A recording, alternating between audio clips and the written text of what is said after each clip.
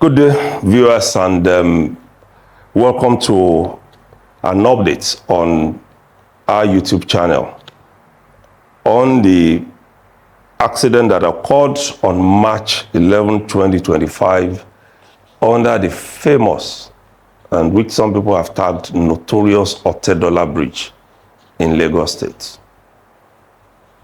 A lot of viewers who made use of that bridge earlier in the day will recall that there was also an accident on the bridge, not under this time around, earlier in the day, where two trailers ran into themselves while moving inward Lagos, causing a total lockdown of that stretch of road and as far as the road safety office, the Federal Road Safety Corps office around on Oba Ogmuji Road and adjoining roads, far and up to areas such as Mowe in Ogun State. That experience had hardly died down when at about 8 p.m. another one occurred under the bridge. As an eyewitness, I have decided to bring you the details of what transpired and to re-emphasize, reiterate the issues that have been on the front burner as to accidents involving articulated vehicles, in particular on that road and on that stretch of road as far as Kara Market, which is in Ogun State. My name is Dotun Oladipo. I am the publisher of the Eagle Online, which publishes at www.theeagleonline.com.ng. Welcome to this update, and I'll share with you an eyewitness experience because I was there when it all happened. There is a mechanic village just under that bridge. For those who are not familiar with it, when you are coming from CMD Road and moving towards joining the Lagos Ibadan Expressway, or you are coming from Alausa, the seat of the Lagos State government, under that bridge and still moving towards joining the Lagos Ibadan Expressway, just as you turn into that road from under the bridge, to the right is the mechanic village. My own mechanic, who unfortunately lost his life, that is Mr. Rotimi Olale, was actually waiting for me to pick up my wife's car that evening. From the office, we had been talking, and when it was time for me to pick the car up, he said I could be on my way. Fortunately, an incident that a lot of people had described as my being fortunate was the fact that for about 10 minutes, we stopped. That is myself, my wife, and my first daughter, the eldest. We stopped to buy water from a supermarket on the way there. We took about 10, 15 minutes doing that. And as we got to the office where OP, those who frequent that road will know where it is, which is about a minute to getting to the spot where the mechanic village is located, right under that bridge. I got another call from Mr. Laile saying he was ready, washed the car, and was at the front of that gate waiting for me to pick the car up. As I approached the bridge, under it, we saw a trailer that apparently had lost control coming from CMD Road. At the divider, which separates the traffic going to Lagos Ibadan Expressway and those going to CMD Road, I was at that intersection when we noticed it. I was almost turning left to go into Lagos Ibadan Expressway area when this occurred. And fortunately,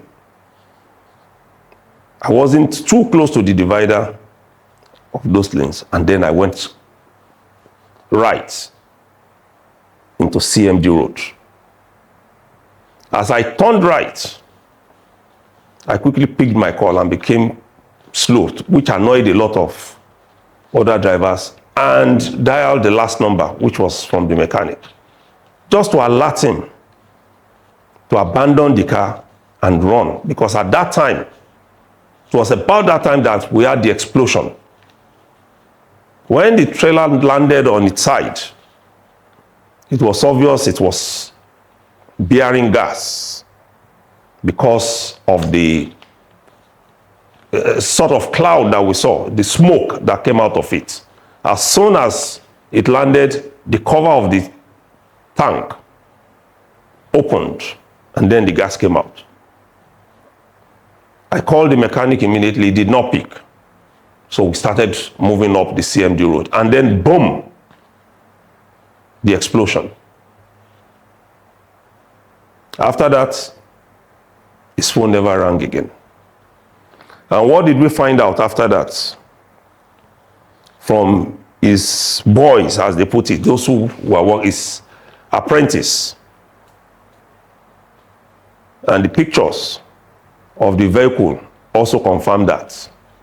He tried turning the vehicle, that's my own vehicle now, because his was also parked behind mine. He wanted to hand over. As I moved, he also moves.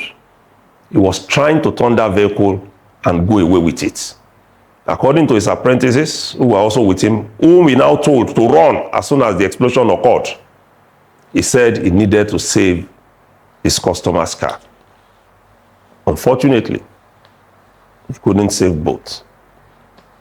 I commiserate with the family, and the pledge I'll make is we'll do all we can to make it easy for them. Now, what happened with the trailer? And that is where,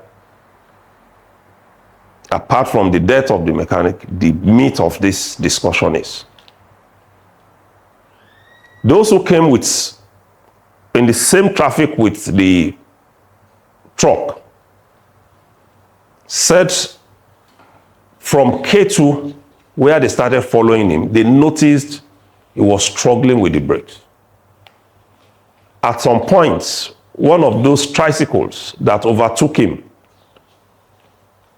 saw that the front tire on the driver's side was almost in flames because it was bringing out heavy smoke.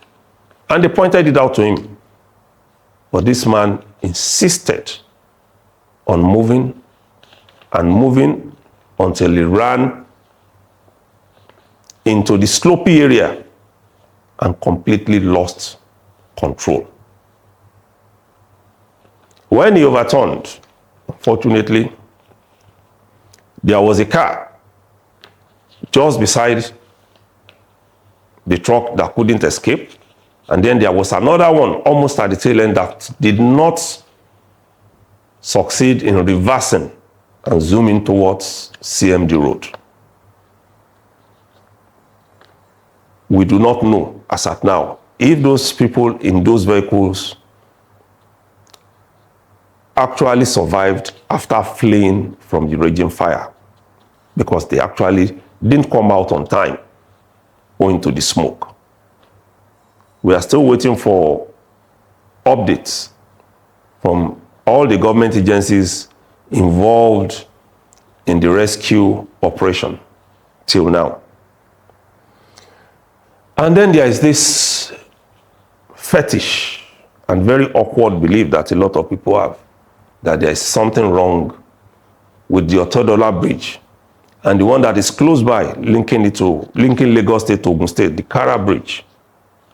But from experience and what we have heard from our road safety agencies, including the national coordinator, the lead agency for traffic management in Nigeria, that is the Federal Road Safety Corps, the one in Lagos, which is the Lagos State Traffic Management Authority, and also their counterpart in Ogun State. It is simply the carelessness of drivers that results in accidents, and nothing spiritual or fetish about that breach. An example was what happened on the night of March 11, 2025 that I just narrated to you. A truck driver without an effective brake system driving a tanker loaded with gas. And like I also pointed out to Television Continental when I was interviewed at the scene today, which is March 12, 2025, it is very alarming that our security agencies allow a lot of things to slide by when those that they are dealing with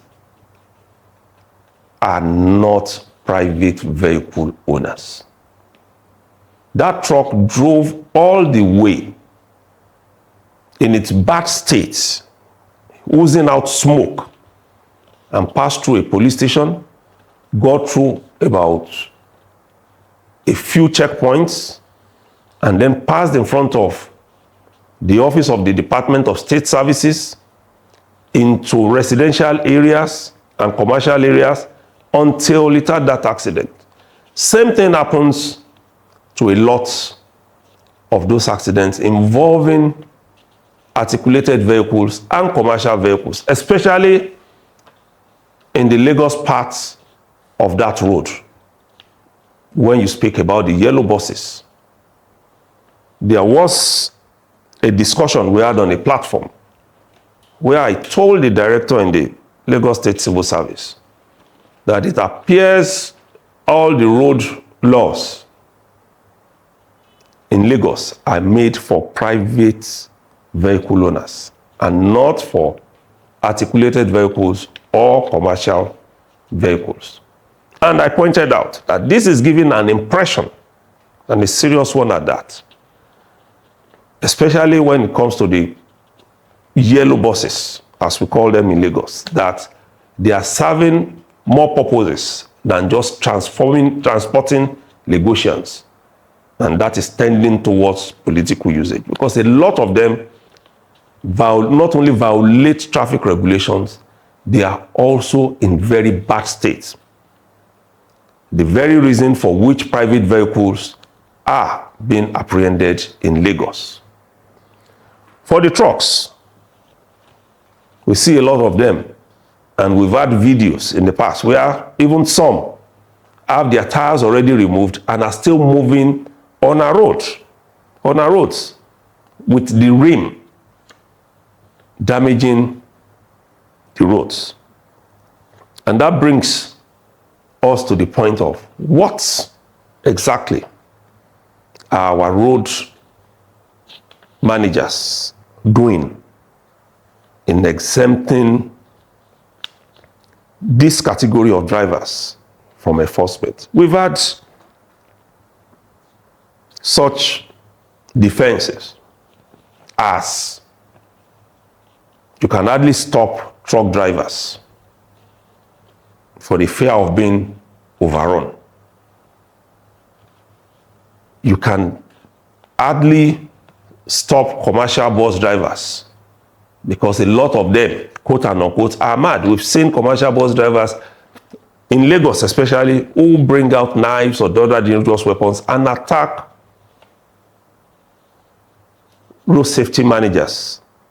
The road managers are at their beck and call, and this was the major reason given by the director I said I spoke with, who said they are madmen and they needed to be avoided. But it then means that the summary of it is the government has bowed to their intimidation. Basically, that is what it means. And a lot of us are still waiting to see how this turns out with every government, if these bus drivers are superior to our law enforcement agencies. And that was one of the reasons, we will recall, why the Federal Road Safety Corps pushed for operatives to bear arms. It has gone back and forth. And on some occasions, during patrols, you see FRSC of personnel with uniformed men of the Nigerian Army working together to apprehend trailer drivers, trucks especially. Even within Lagos, for proper enforcement to be done on the yellow buses, the commercial buses, it takes the state's task force on the environment, which is populated by armed policemen, to carry out enforcement on them. So, whatever the government must do, something must be done to sanitize our roads, to ensure that we do not get into situations like we've had in the last few weeks, from that Otedola stretch of that expressway up to Kara and Mowe axis in Ogun State. Something must be done, especially for Lagos, which laws appear to be too weak to tackle the menace of this category of drivers. And then one of the issues also raised by those at the scene of the accident, the following day, which is today, March 12, has been the issue of insurance, especially for those who do not do comprehensive but third-party insurance. What are their benefits when things like this happen? Nothing, the insurance companies have said. But if the government is going to be collecting as much as 15,000 naira for insurance, that's for the third party, then there should be something for those who lose their vehicles to fire incidents or major accidents. Around that stretch also, and I sincerely pray that those who had those buildings that were brought down by the fire, including an elderly woman who was said to just have opened a shop there and stocked it, will have succor from the government and not just be told sorry like it is ever done when there are accidents. Now, when the accident happened on March 11 at about 8 p.m., there was still this issue of response to emergencies in Lagos and other states. As at today, which is March 12, that scene of the accident was still not fully usable by motorists because it has not been cleared. There has been this, or there was, when I got there, this position that because gas was involved, there was a need to take care. And caution and be very careful. Yes, but some of those at the scene also argued. Even the one that happened on the bridge 24 hours earlier, the trucks are not yet fully cleared off the road, raising questions about our response to emergencies. It took close to 15-20 minutes, certainly not up to 30, before a truck from the Lagos State Fire Service showed up at that scene. And when that truck arrived, it arrived alone. Within 10-15 minutes, it had exhausted its water, and then there was a need to wait for about another 10-15 minutes for another to arrive. And they kept arriving one after the other, raising very pertinent question. How fast are we to responding to emergencies? For those who were quick in finding their way into that mechanic village, They met Mr. Rotimi Olaleye still alive when they got him. But there was no way the emergency responders could have reached him, as the first remained on top of the bridge for at least over 1 hour 30 minutes before they came down the bridge to see what was happening. At that time, it was too late. He had given up. The government must do more and be faster with its emergency response. We have seen very huge improvements, but Nigerians expect more. But more importantly, what Nigerians expect is prevention, not cure. A lot of vehicles on our roads are defective. And instead of allowing them to put us in situations where millions are lost,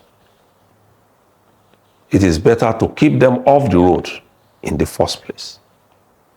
The road safety corps started a program some years back where they were training fleet drivers, for those companies who have trucks and who have luxury buses. They were training them on how to behave on the road.